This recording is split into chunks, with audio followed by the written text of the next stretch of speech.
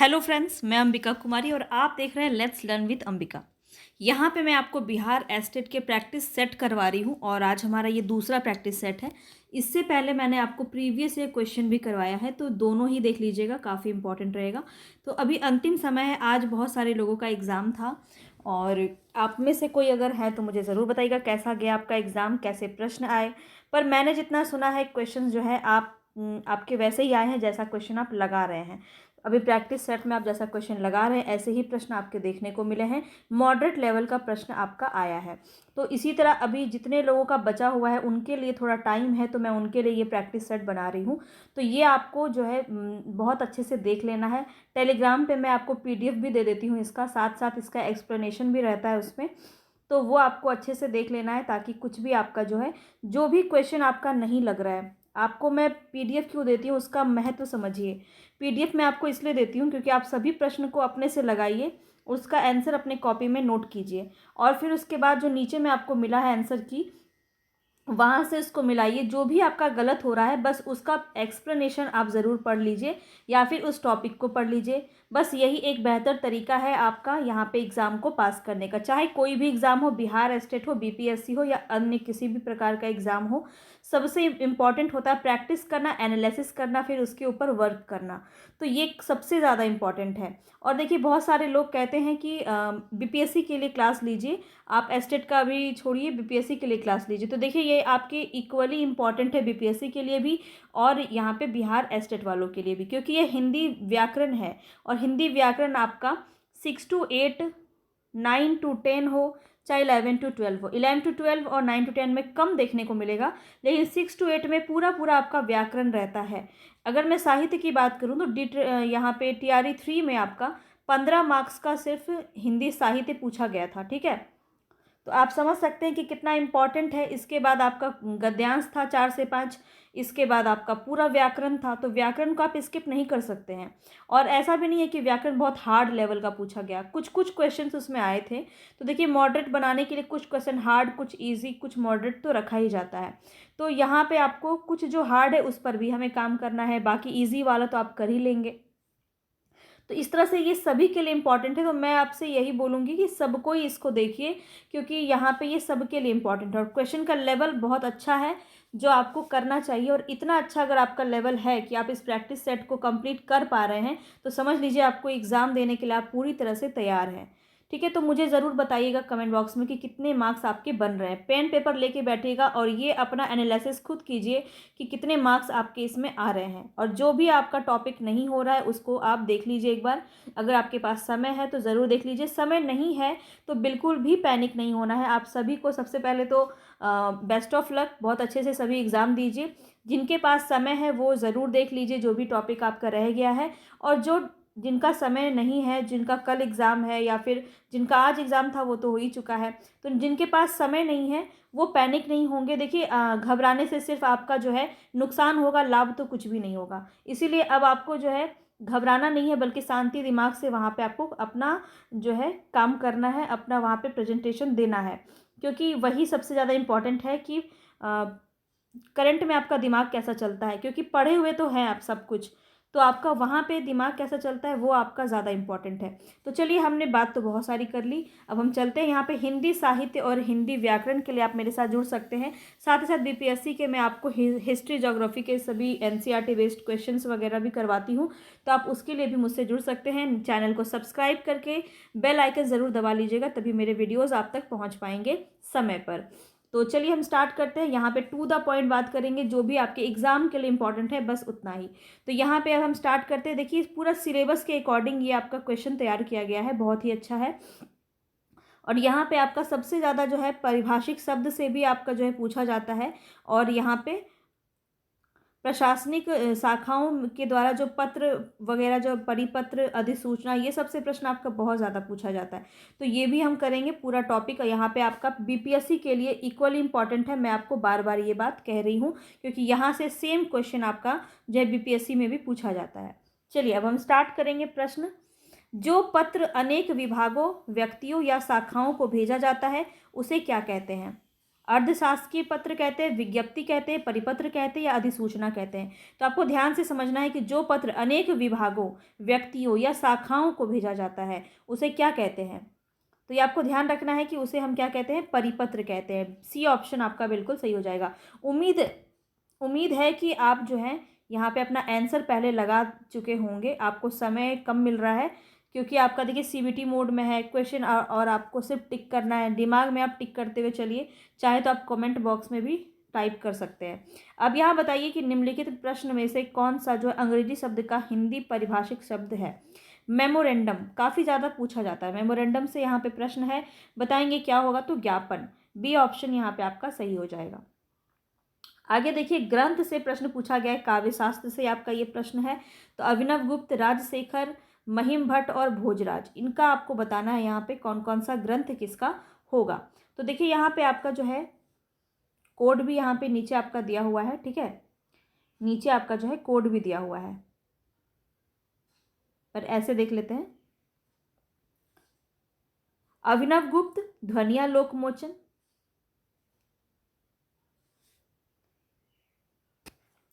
इसके बाद आगे आपका राजशेखर। तो राजशेखर किसका हो जाएगा, राजशेखर जो है ये काव्य मीमांसा जो है इन्हीं की है, राजशेखर की, ठीक है। तो यहाँ पे 4th नंबर हो जाएगा।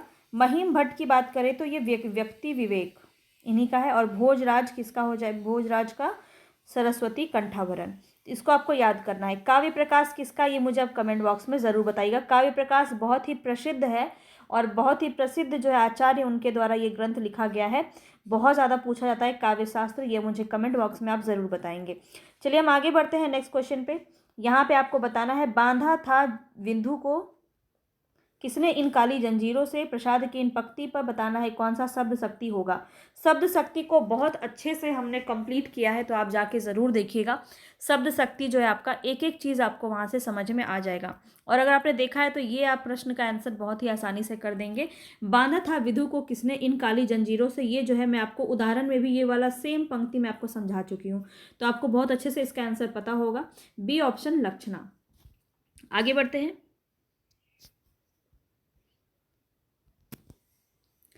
यहाँ बताएंगे, आचार्य वामन के अनुसार काव्य के कितने गुण हैं। मैं आपको काव्य गुण भी करवा चुकी हूँ, वो भी आप जाके ज़रूर देखिएगा। इसीलिए मैंने करवाया क्योंकि बिहार स्टेट में काफ़ी ज़्यादा इससे क्वेश्चन आपका पूछा जाता है, तो इसलिए ये इम्पॉर्टेंट है। तो बताएंगे यहाँ पे 12, 9, 20 या 3 कितने हैं वामन के अनुसार काव्य गुण। तो सबको मैंने आपको बताया है, वामन के अनुसार, भरत मुनि के अनुसार, सबके प्रकार जो है काफ़ी ज़्यादा इंपॉर्टेंट है, तो ये भी आपसे पूछा जाता है, आप देख सकते हैं खुद। तो यहाँ पे 20 जो है 20 बताया था इन्होंने, मैं आपको पढ़ाई थी, आपको याद आ रहा होगा कि जहाँ पे काव्य गुण और काव्य दोष अलग अलग 10-10 उन्होंने माने थे, तो टोटल 20 माना था उन्होंने, ठीक है। अब आगे देखते हैं।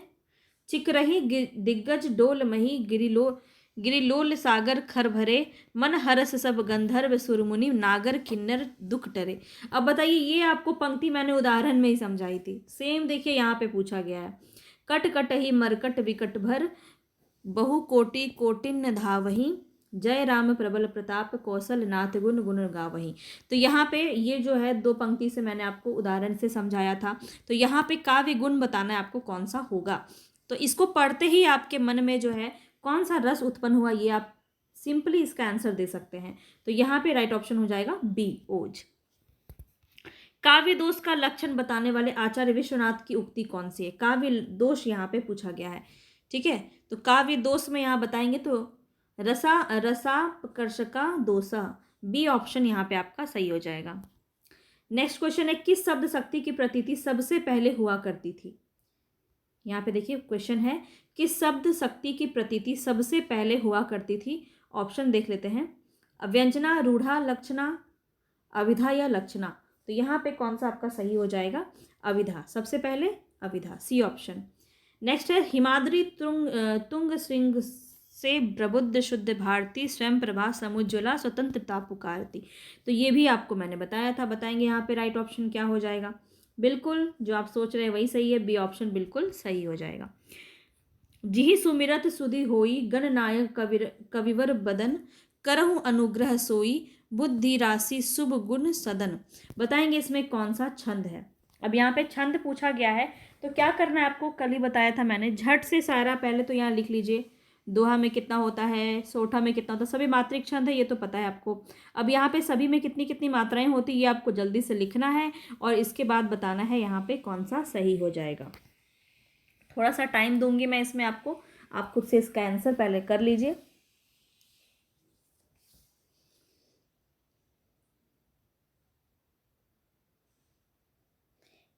यहाँ पे आपका राइट ऑप्शन क्या हो जाएगा, सोठा।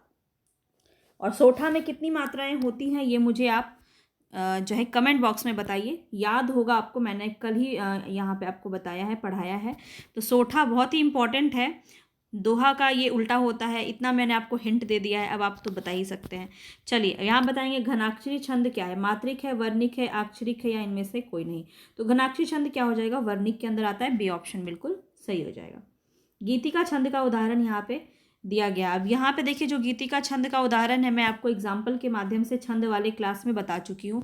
सेम क्वेश्चन यहाँ पे, सेम एग्जाम्पल यहाँ पे मैंने लिया था, तो बता देंगे यहाँ पे कौन सा है, याद आ गया होगा। हे प्रभु आनंद दाता ज्ञान हमको दीजिए, तो ये क्या था आपका, गीतिका छंद में था। और दिवस का अवसान समीप था, ये भी मैंने आपको बताया था। इसका उदाहरण ये किसका है ये मुझे आप कमेंट बॉक्स में बताइएगा। जितनी भी बातें मैं आपको बोलती हूँ कमेंट बॉक्स में बताने के लिए, उसको ज़रूर बताया कीजिए, आपका ही दिमाग खुलेगा, है ना। दिमाग पे हमेशा जोर देते रहना चाहिए तो वो और अच्छे से चलता है। चलिए आगे देखिए, किस छंद के प्रत्येक चरण में 24 मात्राएं और 11 और 13 मात्राओं पर यति होता है। 11 और 13 मात्राओं पर यति होता है, टोटल 24 मात्राएं होती हैं। तो सबसे पहले तो यहाँ पे जो है मात्रिक छंद होना चाहिए, तो सभी आपका मात्रिक छंद ही है। अब बताएंगे यहाँ पे कौन सा राइट ऑप्शन होगा, तो ये आपका होता है रोला में, ए ऑप्शन बिल्कुल सही है। आगे चलते हैं, निम्नलिखित में से कौन सा वर्णिक छंद नहीं है। वर्णिक छंद कौन सा नहीं है, देखिए सेवैया, कवित्त, कुंडलियाँ, इंद्रवज्रा। तो ये भी आपका वर्णिक है, ये भी वर्णिक है, ये भी वर्णिक है। कुंडलियाँ आपका जो है विषम मात्रिक छंद के अंदर आ जाता है, ठीक है। और किस किस के जो है यहाँ पे प्रयोग से कुंडलियाँ छंद निकाला जाता है, ये मुझे आप कमेंट बॉक्स में बताइएगा। सारी चीज़ें रिवाइज हो जाएंगी तो ज़रूर लिखा कीजिए, ठीक है। कुंडलियाँ आपका जो है किसके किसके बीच में जो है जुड़ के ये कुंडलियाँ बनता है, ये आपको बताना है। दो होता है, कुंडलियाँ और छप्पय, तो दोनों का बता देंगे तो बहुत अच्छा लगेगा। चलिए आगे बताएंगे, प्रबल जो तुम में पुरुषार्थ हो, सुलभ कौन तुम्हें ना पदार्थ हो, प्रगति के पथ में विचरो उठो, भुवन के सुख शांति भरो उठो। बताएंगे कौन सा छंद है इसमें। प्रबल जो तुम में पुरुषार्थ हो, सुलभ कौन तुम्हें न पदार्थ हो, प्रगति के पथ में विचरो उठो, भुवन में सुख शांति भरो उठो।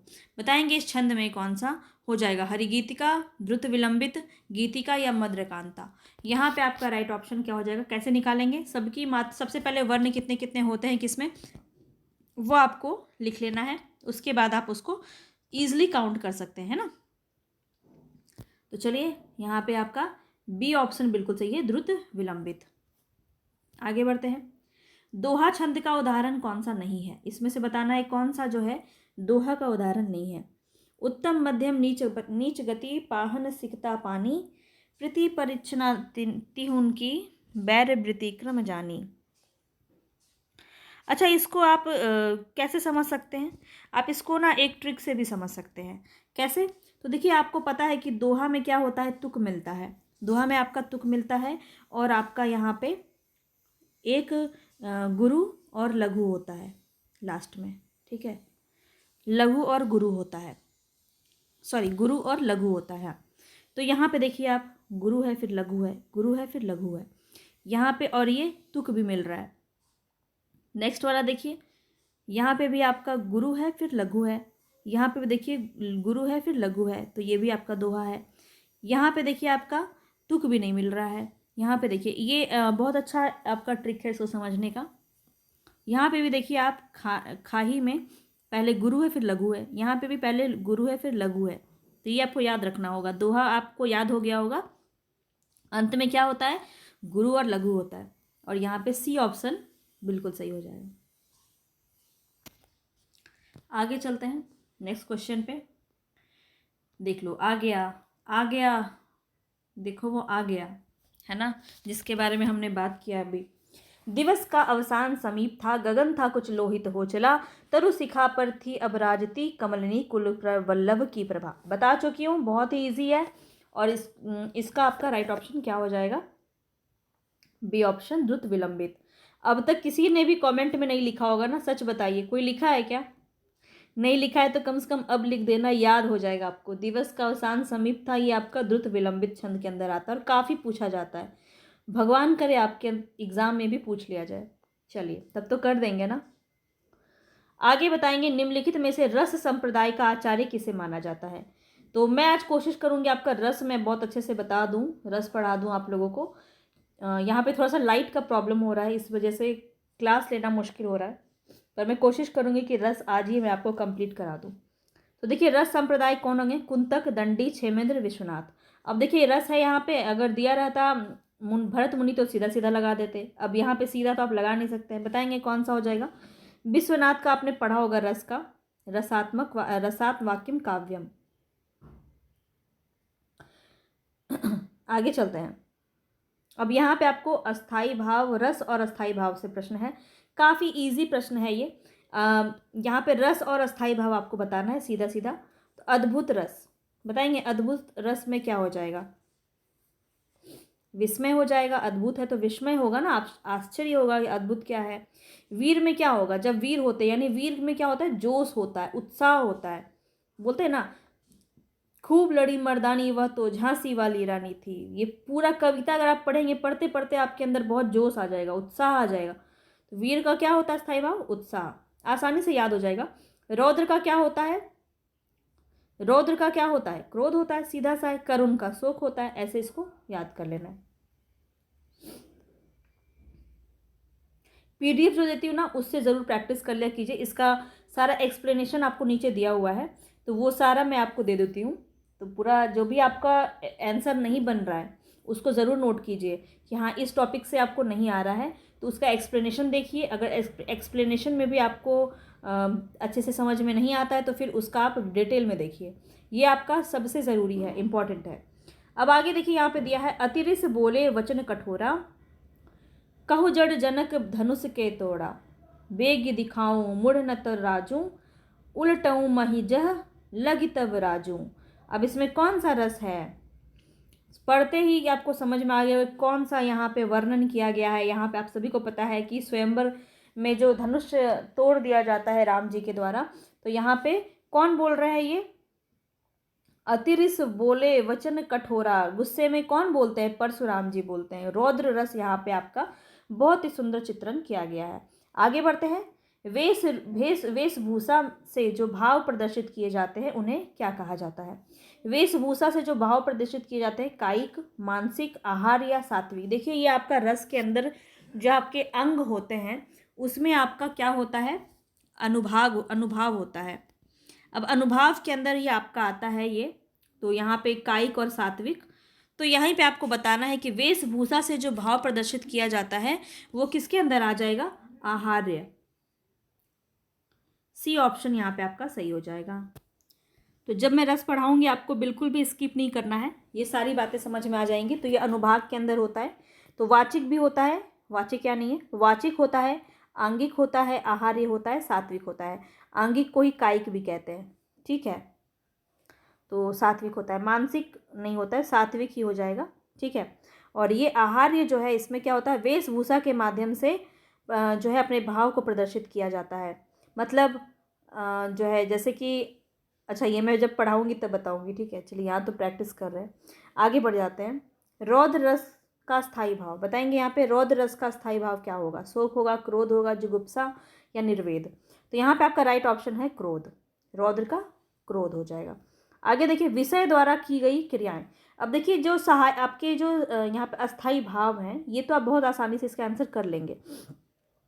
रस के प्रश्न में दिक्कत कब आती है? जब आपके इस प्रकार के प्रश्न दिए जाते हैं, जहाँ से विभाव से प्रश्न होता है, अनुभाव से प्रश्न होता है, विभाव के अंदर जो उद्दीपन है, ठीक है, आलंबन है, उससे प्रश्न पूछा जाता है, तब आपको दिक्कत आ सकती है। तो उसी चीज़ को समझना ज़्यादा इंपॉर्टेंट है, क्योंकि देखिए स्थायी भाव तो आपको याद हो जाते हैं, बहुत ही ईजी होते हैं, तो वो तो आसानी से कर लेंगे। हो सकता है आपको यहाँ से प्रश्न पूछा जाए, विभाव अनुभाव से प्रश्न पूछा जाएगा, संचारी भाव और स्थायी भाव तो आप कर लेंगे। तो यहाँ बताइए, विषय द्वारा की गई क्रियाएं और वह स्थान जो रस निष्पत्ति के सहायक होते हैं उन्हें क्या कहते हैं? आलंबन विभाव, अनुभाव, स्थायी भाव या उद्दीपन विभाव। तो यहाँ पे आपका राइट ऑप्शन क्या हो जाएगा? तो यहाँ पे क्या हो जाएगा? उद्दीपन विभाव। डी ऑप्शन यहाँ पे आपका सही हो जाएगा। आगे देखिए, नेक्स्ट है यहाँ पे, जबते इतते घनश्याम सुजान अचानक की बलसंग सिधारे, कर पे मुखचंद धरे सजनी नित सोचती है तू कहाँ मन मारे। तो इस पंक्ति में आपको संचारी भाव का उल्लेख करना है। संचारी भाव कौन सा? इसको बढ़िया से पढ़ लीजिए, फिर हम इसके ऑप्शन पे आएंगे। जबते इतते घनश्याम सुजान अचानक की बलसंग सिधारे, कर पे मुखचंद धरे सजनी नित सोचती है तू कहाँ मन मारे। तो इस पंक्ति में संचारी भाव बताना है। मोह, स्मृति, ग्लानि या वितर्क, कौन सा यहाँ पे आपका सही हो जाएगा? तो यहाँ पे क्या है? स्मृति है। बी ऑप्शन सही हो जाएगा। आगे देखते हैं, वाक्य से प्रश्न आपका आ चुका है। संदेहवाचक वाक्य का सही विकल्प कौन सा होगा? नव वर्ष मंगलमय हो, दशरथ अयोध्या के राजा हैं, क्या उसने काम कर लिया, राम का मकान उधर है। तो संदेह किस में हो रहा है? सी में हो रहा है। क्या उसने काम कर लिया या नहीं किया, संदेह हो रहा है। तो सी ऑप्शन यहाँ पे आपका सही हो जाएगा। आगे बढ़ते हैं, संयुक्त वाक्य को पहचानिए। संयुक्त वाक्य आपको पहचानना है। संयुक्त वाक्य क्या होता है? जब दोनों ही यहाँ पे आदर्श वाक्य होते हैं और बीच में आपको जोड़ा जाता है। तो वह जो टोपी वाला बाबू है कहीं जा रहा है, वह जो टोपी वाला बाबू है, सिर्फ बोल के प्रश्न से वाक्य कंप्लीट नहीं होते हैं, तो ये जो है आपका संयुक्त में नहीं आएगा। उसका काम बन जाए इसलिए वह किसी से सिफारिश कराने के चक्कर में है। तो देखिए, यहाँ पे भी आपका इसलिए से जोड़ा तो गया है और यहाँ पे बताएंगे कौन सा आपका सही हो जाएगा। तो देखिए, ये आपका पूर्ण रूप से ये भी उसका काम बन जाए और यहाँ पे इसलिए वह किसी से सिफारिश कराने के चक्कर में था। तो बी ऑप्शन यहाँ पे आपका बिल्कुल सही हो जाएगा। आगे देखिए, नेक्स्ट क्वेश्चन है यहाँ पे। अब देखिए, यहाँ पे पूछ लिया गया है कि ये कौन सा आपका वाक्य होगा। सेम ही क्वेश्चन है, उसका काम बन जाए इसलिए वह किसी से सिफारिश कराने के चक्कर में है। मिश्र है, इच्छावाचक है, संयुक्त है या सरल है। तो अभी तो हमने किया इसको, तो इसका क्वेश्चन तो समझने यहाँ पे संयुक्त वाक्य हो जाएगा।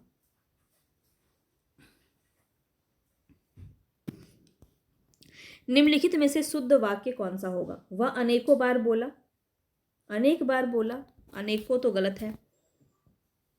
मैं माँ को एक कार्ड लिखा, शरीर पर कई अंग होते हैं, शरीर पर कोई अंग होते, ये तो और भी गलत है। और मैं माँ को एक कार्ड लिखा, सुनते ही आपको गलत लग रहा होगा, तो कौन सा सही हो जाएगा? डी ऑप्शन, भारत की राजभाषा हिंदी है। चलिए, शुद्ध वाक्य यहाँ भी आपको बताना है। तो देखिए यहाँ पे, स्नेहा ने गीत की दो चार लड़ियाँ गाई। स्नेहा ने गीत की दो चार लड़ियाँ गाई, ये आपका गलत है। परीक्षा की प्रणाली बदलना चाहिए, परीक्षा की प्रणाली बदलनी चाहिए, गलत है। मुझे बड़ी भूख लगी है, मुझे भूख लगी है, मुझे बहुत भूख लगी है होना चाहिए था। बड़ी भूख हम लोग यूज़ कर लेते मगर गलत होता है। केरल अहिंदी भाषी प्रांत है, ये डी ऑप्शन आपका सही हो जाएगा। आगे देखिए, दिए गए वाक्यों में एक वाक्य शुद्ध है, कौन सा? उनके पास कोई सामान खाने के लिए नहीं है। तो देखिए, यहाँ पे आपका जो है पदबंध संबंधी दोष है, यहाँ पे आपका ये नहीं होगा। आगे देखिए, कोई भी खाने का सामान उनके पास नहीं है, ये भी आपका देखिए उसी प्रकार सा दोष है। उनके पास खाने का कुछ भी सामान नहीं है, सामान नहीं है कोई भी उनके पास खाने का, ये तो सबसे गलत है। तो सी ऑप्शन आपका यहाँ पे सही हो जाएगा। अपने हाथ से स्वयं काम करो, इसका शुद्ध रूप क्या होगा? अपना काम स्वयं करो, अपने से अपना काम करो, स्वयं से कम करो, हाथ से अपना काम करो। तो यहाँ पे ए ऑप्शन आपका बिल्कुल सही है, अपना काम स्वयं करो। आगे देखिए, यह 10 रुपये का नोट है, सही वाक्य आपको बताना है कौन सा होगा। यह 10 रुपये का नोट है, यह मेरा ही हस्ताक्षर है, आज आपका दर्शन हो गया, प्यास के मारे उनके प्राण निकल गए। तो यहाँ पे आपका जो सही वाक्य है वो है यह 10 रुपए का नोट है। ए ऑप्शन यहाँ पे आपका बिल्कुल सही हो जाएगा। एक्सप्लेनेशन अगर आप चाह रहे हैं तो आपको नीचे मिल जाएगा, मैं PDF में दे दूँगी आपको एक्सप्लेनेशन, तो वहाँ से आप उसको क्लियर कर लीजिएगा। यहाँ पे अगर हम करने बैठेंगे तो 100 क्वेश्चन है, बहुत ज़्यादा समय लग जाएगा। चलिए आगे देखते हैं। निम्नलिखित में से सही वाक्य बताना है, यहाँ पे कौन सा होगा। स्वाति, रश्मि और अनामिका जाएगी। मेरा बेटा और बेटी बाजार गई है। दिल्ली में 4 गिरफ्तारी हुई। मुझे किताब पढ़ना है। यहाँ पे बताएंगे कौन सा सही हो जाएगा।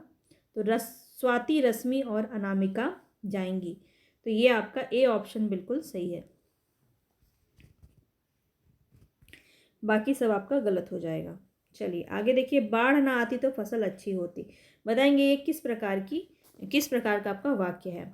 इच्छावाचक, संकेत, विस्मय या संदेह, कौन सा यहाँ पे आपका सही ऑप्शन हो जाएगा। तो संकेत किया जा रहा है कि बाढ़ ना आती तो फसल अच्छी होती। धनी सर्वदा सुखी नहीं रहते। वाक्य में धनी क्या है। अब देखिए आपसे ये प्रश्न बहुत ज़्यादा पूछा जाता है। उद्देश्य, विधेय, आश्रित उपवाक्य या प्रधान उपवाक्य। तो बताएंगे यहाँ पे धनी सर्वदा सुखी नहीं रहते, वाक्य में धनी क्या है। पूरा वीडियो को कंप्लीट देखिएगा। आपको जितना क्वेश्चन है 100 का 100 क्वेश्चन आपको करना है और अपने आप में देखना है कि कितना आप सही कर पा रहे हैं उसमें।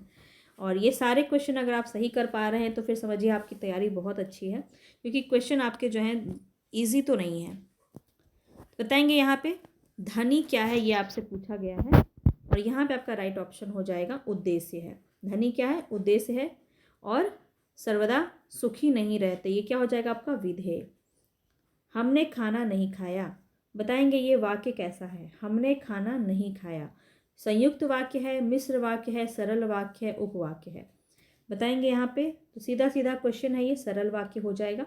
हमने खाना नहीं खाया, सरल वाक्य। गंगा गए गंगादास, जमुना गए जमुनादास, लोकोक्ति का सही अर्थ क्या है। तो यहाँ पे आपका राइट है सिद्धांतहीन, बी ऑप्शन। चलिए। भई गति सांप छछुंदर केरी। बताएंगे इस लोकोक्ति का अर्थ क्या होगा। भई गति सांप छछुंदर केरी, सांप और छछुंदर जैसा होना, सांप का छछुंदर जैसा होना, दुविधा में पड़ जाना, छछुंदर का सांप हो जाना। तो यहाँ पे आपका राइट ऑप्शन क्या हो जाएगा, दुविधा में पड़ जाना, सी ऑप्शन। आगे चलते हैं। अपना सा मुंह लेकर रह जाना, इसका मतलब क्या है। अमर हो जाना, ठगा जाना, लज्जित होना या प्रसन्न होना। तो यहाँ पे आपका राइट ऑप्शन हो जाएगा लज्जित होना। बुरी तरह पराजित होना, इसको हम मुहावरे में कैसे प्रयोग करेंगे। जहर उगलना, छक्के छूटना, दौड़ धूप करना या जान पर खेलना। बुरी तरह पराजित होना, तो यहाँ पे आपका राइट ऑप्शन हो जाएगा छक्के छूटना। आगे देखते हैं। आगे आपका क्वेश्चन है यहाँ पे लोकोक्ति आपका अपनी टांग उघारिए आप ही मरिए लाज। तो इसका मतलब क्या है यहाँ पे आपको बताना है। अपनी टांग उघारिए आप ही मरिए लाज। अपना दोष स्वयं को दिखाई नहीं देता। कुरूप व्यक्ति का अधिक श्रृंगार करना। छल की कमाई यूं ही समाप्त हो जाती है। अपने घर की बात दूसरों से कहने पर बदनामी होती है। तो कौन सा यहाँ पे आपका सही है, बिल्कुल डी ऑप्शन आपका सही हो जाएगा। आगे चलिए। अयोग्य के पास अच्छी वस्तु, इनमें से किस लोकोक्ति के लिए एक सटीक अर्थ है। अयोग्य के पास अच्छी वस्तु, छठी का दूध याद आना, जिसकी लाठी उसकी भैंस, चौबे गए छब्बे बनने दूबे बनकर आए, छुछुंदर के सिर पर चमेली का तेल।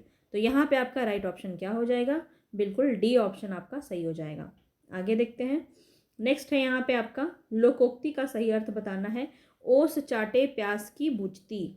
ओस चाटे प्याज नहीं बुझती, ठीक है। ओस चाटे प्यास नहीं बुझती। तो बताएंगे यहाँ पे बड़े काम के लिए विशेष प्रयत्न की आवश्यकता होती है। एक कष्ट पर दूसरा कष्ट, दोनों और मुसीबत, मूर्ख किंतु धनवान। तो यहाँ पे आपका बिल्कुल सही ऑप्शन क्या हो जाएगा, बड़े काम के लिए विशेष प्रयत्न की आवश्यकता होती है। आगे चलते हैं।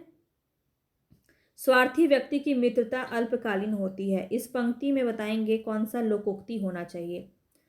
एक ही लाठी से सबको हाँकना, एक तो करेला दूसरा नीम चढ़ा, ओछे की प्रीत बालू की भीत, घर का जोगी जोगना आन गांव का सिद्ध। तो यहाँ पे आपको बताना है कौन सा सही हो जाएगा। तो ओछे की प्रीत बालू की भीत, तो बिल्कुल यहाँ पे आपका सी ऑप्शन सही हो जाएगा। आगे चलते हैं। जिस समास का पहला पद अव्यय हो तथा पद प्रधान हो उसे कौन सा समास कहते हैं। तो देखिए आपसे पारिभाषिक प्रश्न पूछे जाते हैं समास में। अब समास में आपको सीधा सीधा ऐसा नहीं पूछा जाएगा कि नीलकमल में कौन सा समास होगा। तो आपको ध्यान देना है यहाँ पे अच्छे से। आपको संधि में भी आपको नियम को अच्छे से समझना है। तो जिस समास का पहला पद अव्यय हो और पद प्रधान हो तो वहाँ पे कौन सा समास हो जाएगा, अव्ययी भाव हो जाएगा। चलिए कमल नयन, देखिए आ गया। कमल नयन में कौन सा समास है बताइए क्या होगा। कमल नयन, अब यहाँ पे आपका कर्मधारय तो नहीं है तो सीधा सीधा आपको आंसर समझ में आ गया होगा। कौन सा हो जाएगा, ऑप्शन सी बहुव्रीहि। कमल नयन विष्णु जी के लिए प्रयोग में आता है, या कमल नयन राम जी के भी रूप में प्रयोग में आता है। त्रिभुज बताएंगे, त्रिभुज में कौन सा समास होगा। तो तीन भुजाओं का समाहार किस में हो जाएगा, द्विगु में। बी ऑप्शन आपका सही हो जाएगा। आगे देखते हैं। यथाक्रम में कौन सा समास होगा। यथाक्रम में आपका यहाँ पे उपसर्ग की बात हो, अव्यय भाव अव्यय शब्द की बात हो तो क्या हो जाएगा, अव्यय भाव हो जाएगा। जेब कतरा शब्द में कौन सा समास होगा। तो जेब कतरा में जो है कौन सा हो जाएगा, देखिए यहाँ पे संप्रदान तत्पुरुष, कर्मधारय तत्पुरुष, अव्यय भाव या कर्म तत्पुरुष। इसको आप तोड़ सकते हैं तो जेब को काटने वाला जेब कतरा कहलाएगा। तो आपका को हो जाएगा, यहाँ पे एक साधन की तरह प्रयोग में आ रहा है। कर्म यहाँ पे आपका तत्पुरुष समास, डी ऑप्शन सही हो जाएगा। आगे देखिए नगर निवास बताएंगे, यहाँ पे कौन सा जो है यहाँ पे देखिए आपको दिया भी गया है, आपको हिंट दे दिया गया ऑलरेडी। अधिकरण तत्पुरुष समास का विकल्प है, यहाँ पे तोड़ना है, कैसे तोड़ेंगे। नगर निवास, तो नगर के लिए निवास तो बिल्कुल नहीं होगा, नगर से निवास तो बिल्कुल नहीं होगा, नगर का निवास भी नहीं होगा, नगर में निवास होगा क्योंकि अधिकरण में पर। सीधा आप में और पर देख सकते थे पर मैं आपको बताने के लिए यहाँ पे बता दी। चलिए आगे यहाँ पे बताएंगे चरण कमल को कैसे आप कर्मधारी समास के रूप में कैसे आप इसका विग्रह करेंगे। यहाँ पे आपको दे दिया गया है ऑलरेडी। अगर यहाँ पे ये नहीं दिया रहता तो आपको सोचने वाली बात थी कि बहुव्रीहि होगा या कर्मधारी, क्योंकि इसमें ये दोनों में कन्फ्यूज़न होता है। इसीलिए आपको सीधा सीधा बता दिया गया कि कर्मधारय के रूप में आपको तोड़ना है। तो हम रूपी की तरफ जाएंगे, चरण रूपी कमल या कमल रूपी चरण होता है, ठीक है। तो कमल का चरण नहीं होगा, चरण के समान कमल, चरण के समान कमल नहीं होगा, कमल के समान चरण या चरण का कमल, तो ये भी नहीं होगा। कौन हो जाएगा, सी ऑप्शन। आगे देखिए दोपहर में समास कौन सा होगा। दोपहरों का समाहार क्या हो जाएगा, द्विगु हो जाएगा। आगे बढ़ेंगे, किस शब्द में विसर्ग संधि होगी। मतैक्य, महोषधि, तरोश्छाया या फिर विष्णवे। तो यहाँ पे बताना है विसर्ग संधि कौन सी होगी। तो यहाँ पे आपका राइट ऑप्शन है तरोश्छाया, सी ऑप्शन सही हो जाएगा। यन संधि का संबंध किस संधि विशेष से है। यन संधि का संबंध किससे है, स्वर संधि से है। तो सी ऑप्शन यहाँ पे आपका बिल्कुल सही हो जाएगा। चलिए आगे बढ़ते हैं। नीचे दिए गए शब्द में संधि विच्छेद वाला विकल्प चुनना है। संधि विच्छेद वाला कौन सा विकल्प सही है। यहाँ पे लोकेश का जो है संधि विच्छेद दिया गया है, कौन सा सही हो जाएगा। तो यहाँ पे लोक धन ईस, सी ऑप्शन बिल्कुल सही हो जाएगा। चलिए आगे बढ़ते हैं नेक्स्ट क्वेश्चन पे। नेक्स्ट क्वेश्चन यहाँ पे नीचे दिए गए शब्दों का सही संधि वाला विकल्प पहचानना है। गय धन अक से क्या बनेगा, गायक, डी ऑप्शन सही हो जाएगा। और ये कौन सा आपका संधि है तो ये भी ध्यान रखेंगे, अयादि संधि के अंदर आ जाएगा। अब बताएंगे संलग्न में कौन सा संधि विच्छेद सही है।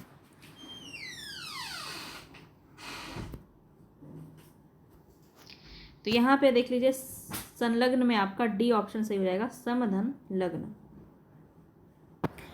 नेक्स्ट क्वेश्चन पे चलते हैं। नीचे दिए गए शब्दों में संधि बताना है आपको, सही संधि कौन सा होगा। तो परम ओज से बना है परमोज, तो यहाँ पे आप देख सकते हैं यहाँ पे अ है और यहाँ पे ओ है। तो अ और ओ मिलके क्या बन जाएगा, औ बन जाएगा। और यहाँ पे जहाँ पे औ की मात्रा लगी है वो सही हो जाएगा। तो यहाँ पे कौन सा सही हो जाएगा, तो दो देखिए आपका एक ही में लगा है, ए ऑप्शन सही हो जाएगा। चलिए आगे बढ़ते हैं। आगे यहाँ पे नेक्स्ट क्वेश्चन है, चरण में मात्राओं की संख्या कम से अधिक के आधार पे मात्रिक छंदों का सही अनुक्रम बताना है।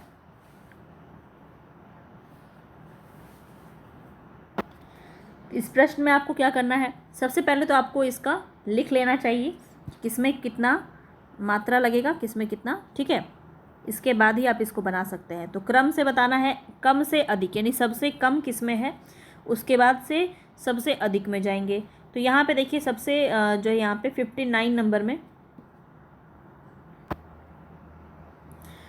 तो यहाँ पे आपको कौन सा सही हो जाएगा, सबसे पहले आप लिख लीजिए।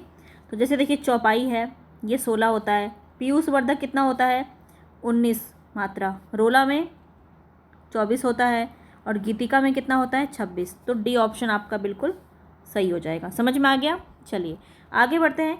सरसी छंद में क्या होता है, यहाँ पे ऑप्शन देख के बताना है। सरसी छंद में कितनी मात्राएं होती हैं और कितने पर यति होता है, अंत में लघु होता है, गुरु होता है, क्या होता है। तो यहाँ पे राइट ऑप्शन आपका क्या हो जाएगा, डी। सीधा सीधा इसको नोट कर सकते हैं या इसको याद कर सकते हैं। सरसी छंद में 27 मात्राएं होती हैं, ठीक है। 16 और 11 पर यति होता है और अंत में गुरु और लघु होता है। चलिए आगे बढ़ते हैं। नेक्स्ट क्वेश्चन है यहाँ पे, वह सब मात्रिक छंद जिसके प्रत्येक चरण में 24-24 मात्राएं हो तथा प्रत्येक चरण में 11 और 13 मात्रा पर यति हो, वो कौन सा छंद कहलाता है। तो अभी 24-24 वाला हमने किया ना, कौन सा सही हो जाएगा, रोला, ए ऑप्शन। चलिए आगे बढ़ते हैं। यहाँ पे बताना है कि कौन सा जो है वाक्य वो शुद्ध नहीं है। सबके सामने पोल खुलते ही मानो उस पर घड़ों पानी गिर गया। तो यहाँ पे देखिए ही आपका गलत लिखा है और आपको शुद्ध नहीं यानी कि गलत ही बताना है, तो ये आपका ए ही ऑप्शन सही हो जाएगा, बाकी सब सही है। चलिए आगे बढ़ते हैं। बताएंगे निम्न में से कौन सा वाक्य काल संबंधी शुद्ध वाक्य है। काल संबंधी शुद्ध वाक्य कौन सा हो जाएगा। आज हम चाय नहीं पिए, हम खाना खा लिए, हमें दिल्ली जाना है, मैं आज नाश्ता नहीं किया। तो यहाँ पे काल संबंधी दोष सिर्फ आपको ध्यान में रख के आंसर करना है। तो यहाँ पे हमें दिल्ली जाना है, ठीक है। तो काल संबंधी शुद्ध वाक्य यहाँ पे कौन सा है, सी ऑप्शन। आगे चलते हैं। वाक्य का प्रकार बताना है, क्या रमेश पढ़ रहा है। तो सीधा सीधा राइट ऑप्शन क्या हो जाएगा, प्रश्नवाचक, डी ऑप्शन बिल्कुल सही हो जाएगा। चलिए आगे बढ़ते हैं। नेक्स्ट क्वेश्चन है, निम्नलिखित वाक्य का प्रकार क्या है। उसने कोई उपाय नहीं छोड़ा, उसने कोई उपाय नहीं छोड़ा, क्या हो जाएगा, विस्मय आदि, इच्छा, निषेध या आज्ञावाचक। कौन सा यहाँ पे आपका सही हो जाएगा। तो देखिए यहाँ पे निषेध की बात करें, नहीं शब्द आता है तो आपका निषेधवाचक में चला जाता है, सी ऑप्शन बिल्कुल सही होगा। नहीं देख के आप इसका सीधा आंसर लगा सकते हैं। नेक्स्ट क्वेश्चन यहाँ पे, यद्यपि वह पंडित है फिर भी हठी है। बताएंगे इसमें संयुक्त वाक्य में परिवर्तित करने पर सही उत्तर क्या हो जाएगा। इसको आपको संयुक्त वाक्य में परिवर्तित करना है। वह पंडित है किंतु हठी है, यहाँ पे कॉमा लगा दिया गया है। पंडित है वह हठी है, कौन सा यहाँ पे सही हो जाएगा। पंडित होने के कारण वह हठी है, पंडित होते हुए भी वह हठी है। तो कौन सा यहाँ पे सही है, वह पंडित है किंतु हठी है। तो ए ऑप्शन यहाँ पे आपका सही हो जाएगा। चलिए आगे बताएंगे। यहाँ पे समास से प्रश्न है, विदेश गमन, गिरिधर, देश विदेश और यथाशीघ्र। देख लीजिए, विदेश गमन में क्या हो जाएगा, गिरिधर, यथाशीघ्र। यथाशीघ्र आपका अव्ययी भाव, देश विदेश में आपका द्वंद्व हो जाएगा, गिरिधर आपका बहुव्रीहि के अंदर चला जाएगा और विदेश गमन आपका तत्पुरुष के अंदर। तो इसको आप आसानी से कर सकते हैं, ठीक है। चलिए, जिस समास के पूर्व एवं उत्तर दोनों ही पद समान हो वहाँ पे आपका कौन सा समास हो जाएगा। जब दोनों समान होते हैं तो क्या हो जाता है, आपका द्वंद्व हो जाता है, ठीक है। तो द्वंद्व समास वहाँ पे आपका बिल्कुल सही हो जाएगा। आगे है, कर्मधारय समास किस में है, बताएंगे। कामचोर, स्वर्णाक्षर, पंचवटी, रोग पीड़ित। यहाँ पे कौन सा सही हो जाएगा। तो यहाँ पे स्वर्णाक्षर आपका जो है बी ऑप्शन सही हो जाएगा। वज्रदेह, वज्रदेह में समास बताएंगे कौन सा होगा। वज्रदेह में समास हो जाएगा आपका बहुब्रीहि, तत्पुरुष, कर्मधारय या द्वंद्व। तो यहाँ पे आपका बी ऑप्शन बिल्कुल सही हो जाएगा। आमरण, आमरण में कौन सा समास हो जाएगा, तत्पुरुष, अव्ययी भाव, द्वंद्व या द्विगु। तो यहाँ पे आपका राइट ऑप्शन हो जाएगा अव्ययी भाव। बहिष्कार शब्द में संधि विच्छेद आपको बताना है। तो देख सकते हैं आप, जो है आपको यहाँ पे विच्छेद करके पूछा जाता है। देखिए, वही प्लस कार, बहिष प्लस अकार, बही प्लस कार या फिर बहिर प्लस कार। तो बताएंगे यहाँ पे कौन सा सही हो जाएगा। तो यहाँ पे जो है बही प्लस कार ये कि विसर्ग संधि के अंदर आएगा, सी ऑप्शन सही हो जाएगा। विपत धन जाल, विपत जाल, विपत जाल बताएंगे आपका कौन सी संधि के अंदर आता है। तो आप इसका जो हलंत है इसको देख के आप पहचान सकते हैं, सीधा सीधा व्यंजन संधि के अंदर ये आ जाएगा। आगे चलिए, ऊपरी धन युक्त उक्त, ऊपरी धन उक्त, तो ये क्या होगा आपका, उपरोक्त होगा, उपर्युक्त होगा, उपर्युक्ति होगा या फिर उपर्युक्त होगा, कौन सा सही होगा। तो आपको मात्रा को ध्यान में रखना है। बाकी चलिए बताएंगे यहाँ पे कौन सा सही हो जाएगा। तो उपर्युक्त कैसे लिखते हैं हम, ऐसे लिखते हैं, बी ऑप्शन यहाँ पे आपका सही हो जाएगा। सावधान का सही विच्छेद बताना है। सावधान का सही विच्छेद क्या हो जाएगा, सधन अवधान, सी, डी ऑप्शन आपका सही हो जाएगा। देखिए, ऐसा ही प्रश्न मैं आपसे बोल रही थी, बार बार पूछा जाता है, तो आपको नियम को अच्छे से देख लेना है। ए, ऐ, ओ तथा औ के बाद भिन्न स्वर आता है और इसके स्थान पर क्रमशः अय, आय, अव, आव हो जाता है, तो ये कौन सी संधि होगा। बहुत ही ईजी सा है। अय, आय, अव, आव किसके अंदर आता है, अयादि के अंदर, तो डी ऑप्शन आपका सही हो जाएगा। चलिए, जिसमें संसार के प्रति मोह ना हो वहाँ पे कौन सा शब्द बनेगा। अब एक अनेक शब्दों के लिए एक शब्द यहाँ पे आपको, जिसमें संसार के प्रति मोह ना हो, क्या होगा, वितरागी, शीतरागी, अनुरागी या रागी, कौन सा यहाँ पे आपका सही हो जाएगा। तो आप सभी को पता है, यहाँ पे जिसमें संसार के प्रति मोह ना हो रहा हो वहाँ पे क्या हो जाएगा,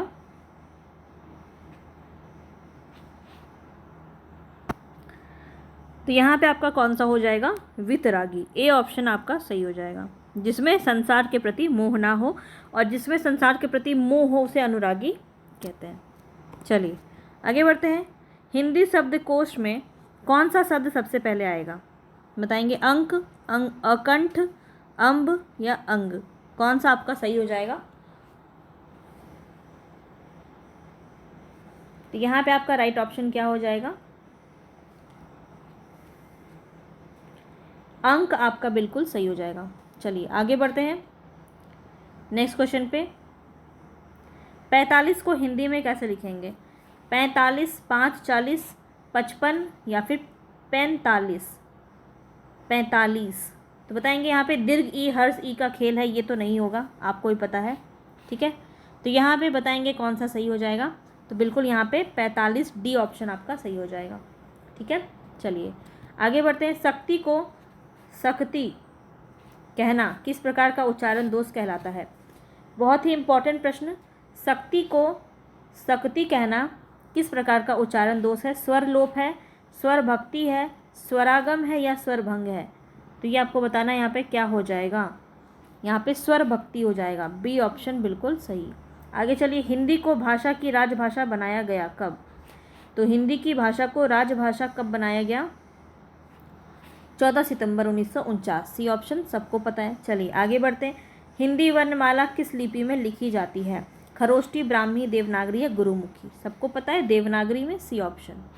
आगे देखिए, टीचिंग का हिंदी अनुवाद क्या होगा, अध्ययन, अध्यापन, निरीक्षण या शिक्षण, बताएंगे यहाँ पे। राइट ऑप्शन क्या हो जाएगा, अध्यापन, ठीक है। नेक्स्ट क्वेश्चन पे चलते हैं। संलग्न, संलग्न का अंग्रेजी रूपांतरण क्या है, बताएंगे। इंडोर्समेंट, स्टेटमेंट, इनक्लोज्ड या नोटिफिकेशन। तो यहाँ पे आपका राइट ऑप्शन क्या हो जाएगा, इनक्लोज्ड, सी ऑप्शन आपका यहाँ पे सही हो जाएगा। सहृदय की अवधारणा किस संप्रदाय से संबद्ध है। सहृदय की अवधारणा किस में है, ध्वनि में है, अलंकार में है, रस में है या वक्रोक्ति में है, किस में आ जाएगा। तो यहाँ पे आपका राइट ऑप्शन हो जाएगा रस में।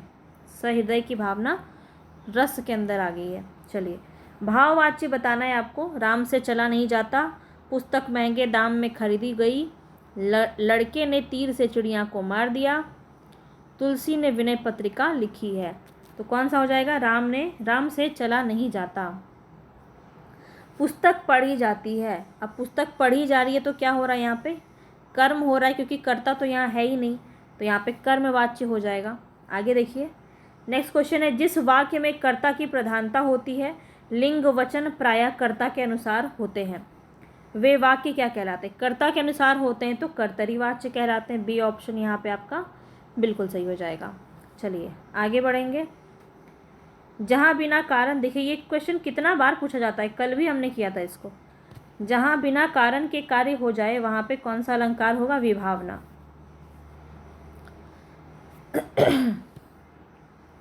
बताएंगे आगे, तू रूप है किरण में, सौंदर्य है सुमन में, इसमें कौन सा अलंकार है? अलंकार का भेद बताना है। तू रूप है किरण में, सौंदर्य है सुमन में, तो यहाँ पे आपका राइट ऑप्शन है उल्लेख। उल्लेख किया जा रहा है, बी ऑप्शन सही है। अर्थालंकार का एक प्रकार है कौन सा? अर्थालंकार, अनुप्रास, यमक, श्लेष या अतिशयोक्ति? राइट ऑप्शन हो जाएगा यहाँ पे अतिशयोक्ति। चलिए, सुखिन सखिन सहित हरसई अतिरानी, सूखत धानुपरा जनुपानी, तो यहाँ पे पंक्ति बताना है कौन सा है, कौन सा अलंकार हो जाएगा? तो 92 नंबर पे हम पहुँच चुके हैं और यहाँ पे आपका उत्प्रेक्षा हो जाएगा। ठीक है, जनु जानू आपका कहीं भी रहेगा तो आपका क्या हो जाएगा? उत्प्रेक्षा हो जाएगा। मेरे मन अनंत कहाँ सुख पावे, जैसे उड़ी जहाज को पंछी पुनि जहाज पे आवे, कमल नयन को छाड़ी महात्म और देव को ध्यावे। तो इसमें जो कमल नयन है, बताएंगे कमल नयन में कौन सा अलंकार है? कमल नयन में कौन सा अलंकार है? तो देखिए, कमल रूपी, कमल सा नयन नहीं बोला जा रहा है, सिर्फ कमल नयन बोला जा रहा है, तो ये सीधा सीधा रूपक हो जाएगा। आगे देखिए, जहाँ उपमेय में उपमान का भेद रहित आरोप हो वहाँ कौन सा अलंकार होगा? ऐसे क्वेश्चन बहुत ज़्यादा पूछे जाएंगे। जहाँ उपमेय में उपमान का भेद रहित आरोप होता है वहाँ पे कौन सा अलंकार हो जाएगा? तो याद रखेंगे, यहाँ पे हो जाएगा आपका रूपक। हरिपद कोमल कमल से, इस पंक्ति में कौन सा अलंकार होगा? सा से सी सम किसके अंदर आता है? उपमा के अंदर आता है। आगे चलते हैं, काजल की रेख सी कतार है खजूर की, बताएंगे इस पंक्ति में अर्थालंकार का कौन सा भेद झलकता है? काजल की रेख सी कतार है खजूर की, और यहाँ पे जो है सा से सी सम फिर से आपका उपमा में चला जाएगा। ये भी क्वेश्चन आपका बार बार पूछा जा रहा है। पीपर पात सरिस मंडोला, सा से सी सम सरिस, ये सब किसके अंदर आता है? उपमा के अंदर आता है। तरनी तनुजा तट तमाल तरुवर बहु छाए, अब त वर्ण की आवृत्ति है तो क्या हो जाएगा? अनुप्रास हो जाएगा। श्लेष अलंकार कहाँ? यहाँ पे श्लेष अलंकार किस में आएगा? शब्द अलंकार, अर्थालंकार, उभय अलंकार या सबसे अलग, उपयुक्त सबसे अलग? तो बताएंगे यहाँ पे आपका राइट ऑप्शन क्या हो जाएगा? शब्दालंकार के अंदर आ जाएगा।